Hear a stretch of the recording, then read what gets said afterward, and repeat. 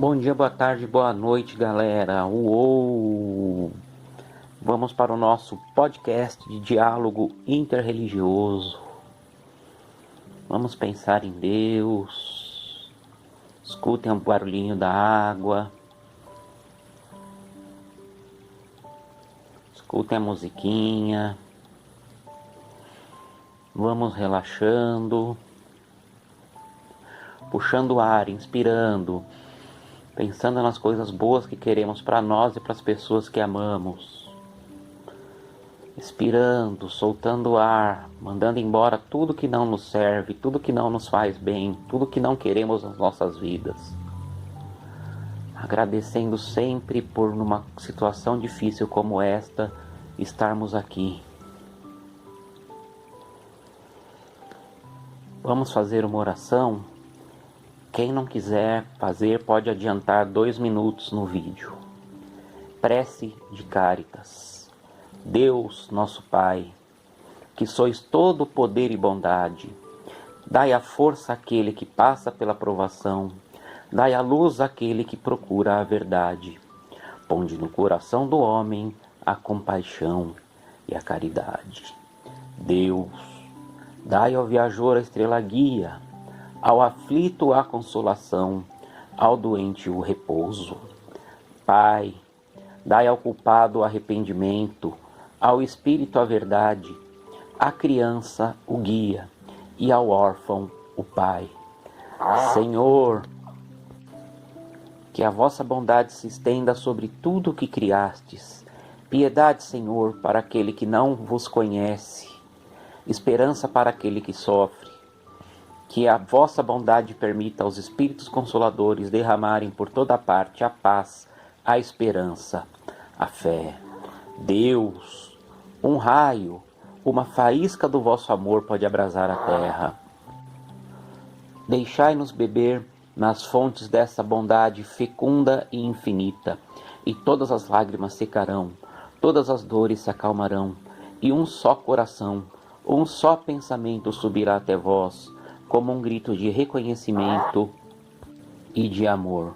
Como Moisés sobre a montanha, nós os esperamos com os braços abertos, ó poder, ó bondade, ó beleza, ó perfeição, e queremos de alguma sorte merecer a vossa divina misericórdia. Deus, dai-nos a força para ajudar o progresso, a fim de subirmos até vós. Dai-nos a caridade pura, dai-nos a fé e a razão. Dai-nos a simplicidade que fará de nossas almas o espelho onde se refletirá a vossa divina e santa imagem. Que assim seja, graças a Deus. Vamos lá, vamos sentindo as energias boas. Uou! Vamos começar. Capítulo 2, Pluralidade Religiosa. Página 66 do nosso livro. Vivendo a alteridade. Você já parou para pensar na pluralidade existente em nosso cotidiano?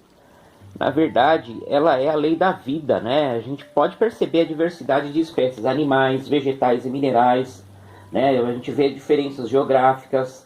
Os povos e as culturas apresentam uma pluralidade quase infindável, né?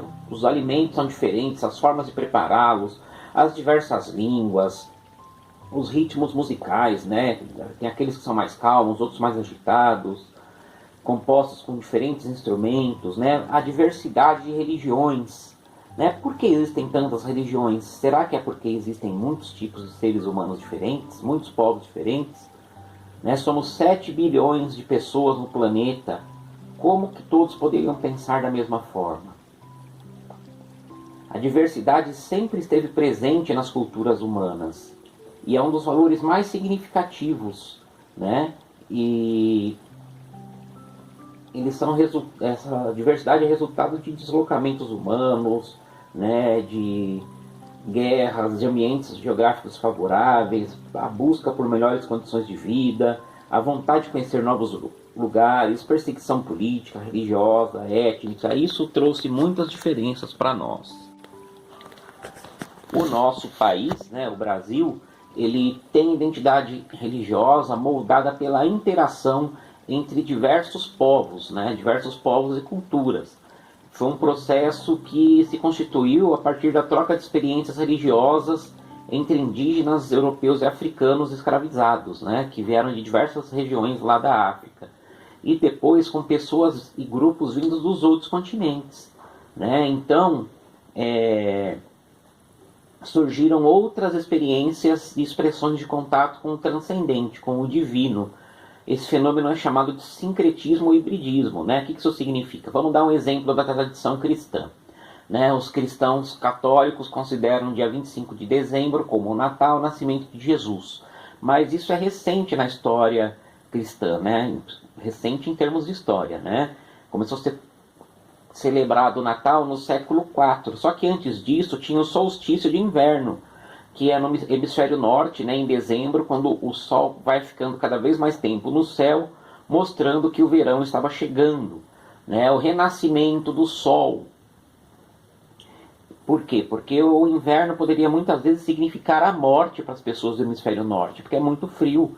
Quem não tivesse preparado com alimento suficiente para passar o inverno poderia morrer, porque é tão frio que as pessoas não conseguem criar animais para comer ou fazer colheitas. Então tudo tem que ser preparado antes do inverno. Então mostrar que o inverno está acabando era um motivo de celebração, né? Então era uma festa que já era comum no final do ano. Na época do Alexandre o Grande, né, houve o culto a Mitra. O Mitra é uma divindade persa e foi difundido por toda a Europa. E os soldados romanos comemoravam Mitra entre os dias 21 e 25 de dezembro. Só que o Império Romano se tornou cristão e as pessoas gostavam da festa de Mitra. Resultado, trocaram tanto o solstício de inverno como a festa de Mitra, né, como Natal. Né? Trocaram a celebração. Sai Mitra, entra Jesus. Né? E essa mistura de uma religiosidade com outra ou outras é chamado de sincretismo, né? Duas ou mais tradições se fundem formando uma nova, onde a gente percebe traços de ambas, uns mais, outros menos. Essa mescla de bens simbólicos, né, como as crenças, os mitos, os símbolos e os ritos, ajuda a explicar o mundo. No Brasil, o habitante original era o indígena, que entrou em contato com o cristão católico português e mais tarde, né, com a cultura religiosa dos africanos. Né? Então surgiu o sincretismo e isso é o resultado da diversidade religiosa que existe no Brasil. Né? Já a presença de outras culturas que existiam separadamente, que em um determinado momento se mesclam em um determinado espaço, gerando novas estruturas e práticas, costuma ser definida como hibridismo. Né? Nesse mundo onde a globalização impera, as culturas híbridas estão se tornando cada vez mais comuns. Reconhecer o valor da pluralidade cultural e religiosa e a presença dos fenômenos do sincretismo e hibridismo é uma forma de valorizar a nossa história e abrir caminhos para o diálogo interreligioso. O diálogo acontece quando, a partir da própria experiência religiosa, a pessoa reconhece e respeita a experiência religiosa do outro. Né? É agir com autoridade, é valorizar o outro. Né? O outro é diferente de mim, mas isso não significa que ele é menos do que eu. A discriminação, preconceito e intolerância nasce do não reconhecimento da alteridade, quando a pessoa deseja que o outro, indivíduo, grupo ou religião, seja exatamente igual a ela. Nós temos lei. A Constituição brasileira garante a liberdade de crença.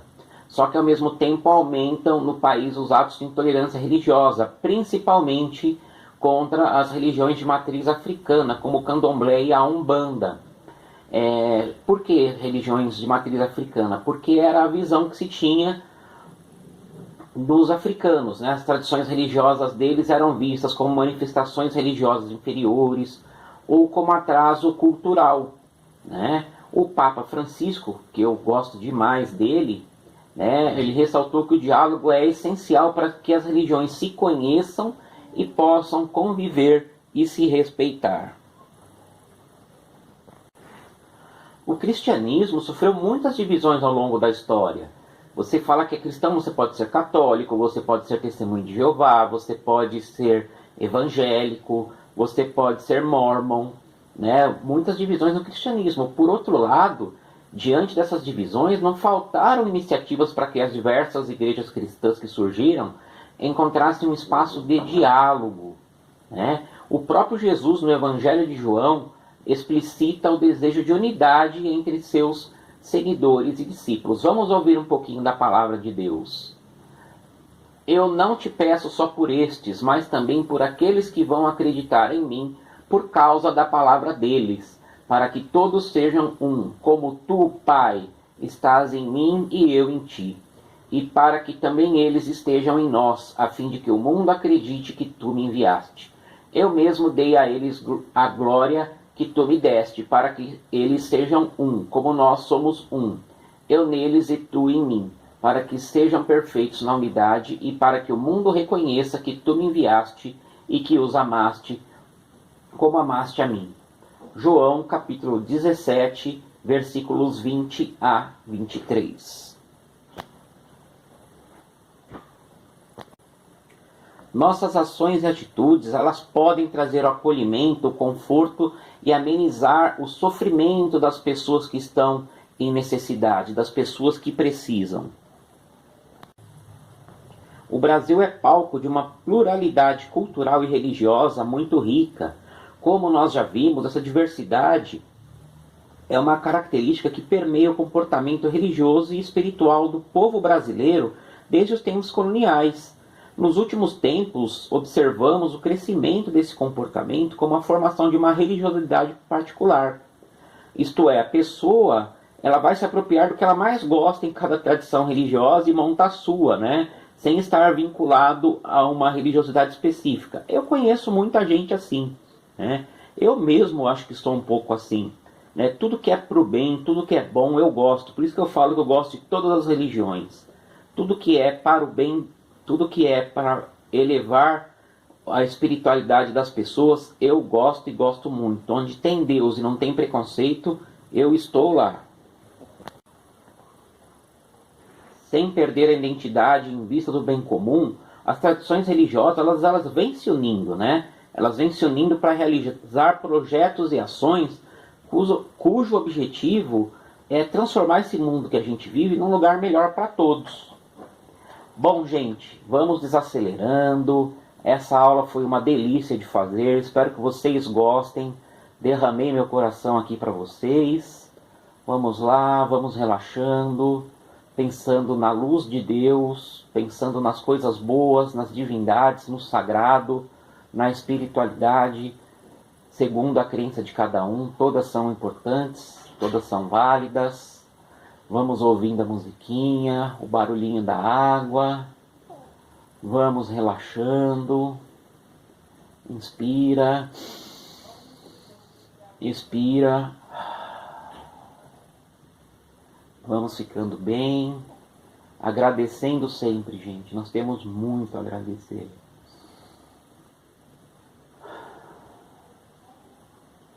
É isso aí, galera. Até o próximo podcast. Respondam as 3 perguntinhas do formulário. Uou!